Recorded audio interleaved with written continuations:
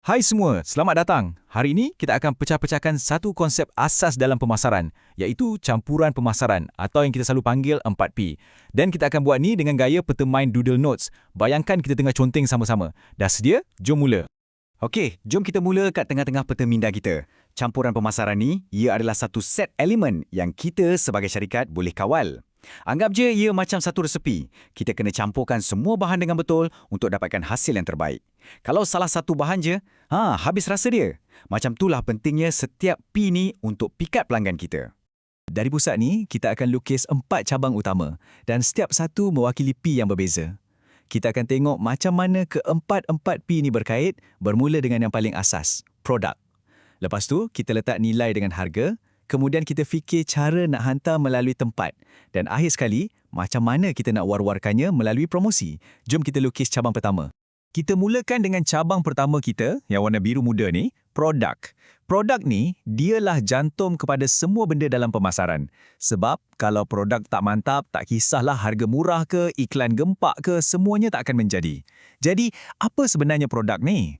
Secara asasnya, produk ni ada dua jenis. Sebelah kiri, kita ada produk fizikal. Benda yang kita boleh pegang, boleh sentuh, macam telefon yang ada kat tangan awak tu. Sebelah kanan pula, produk perkhidmatan. Ni adalah sesuatu yang kita alami. Contohnya, pengalaman gunting rambut.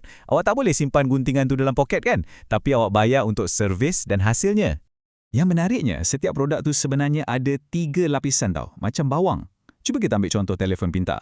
Produk teras dia, mestilah untuk berhubung. Produk sebenar dia pula, itulah jenama Apple atau Samsung tu. Reka bentuk yang lawa, kamera yang canggih. Dan last kali, produk tambahan, macam waranti setahun atau akses kepada App Store. Ketiga-tiga lapisan ni yang membentuk nilai penuh sesuatu produk.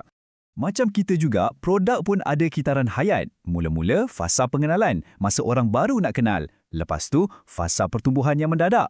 Kemudian ia akan sampai ke puncak, iaitu kematangan. Dan akhirnya, fasa penurunan. Penting sangat untuk kita tahu produk kita kat fasa mana, sebab strategi pemasaran untuk setiap fasa ni berbeza-beza.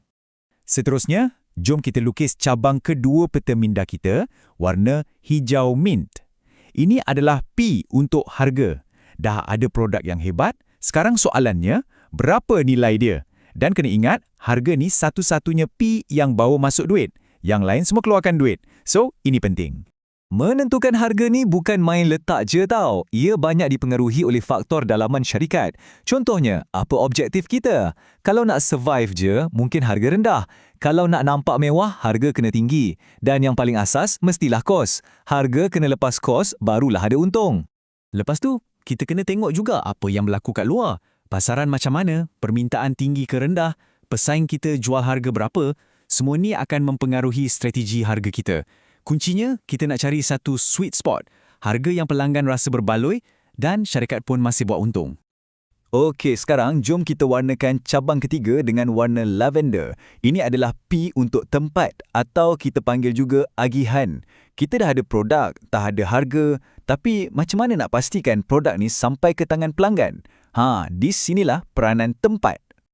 Penting untuk faham, tempat ni bukan sekadar lokasi kedai fizikal. Ia adalah keseluruhan rangkaian perjalanan produk tu. Dari kilang, mungkin ke pemborong, lepas tu ke peruncit, sampailah masuk dalam troli beli belah pelanggan. Pokoknya, produk kena ada di tempat yang betul, pada masa yang betul.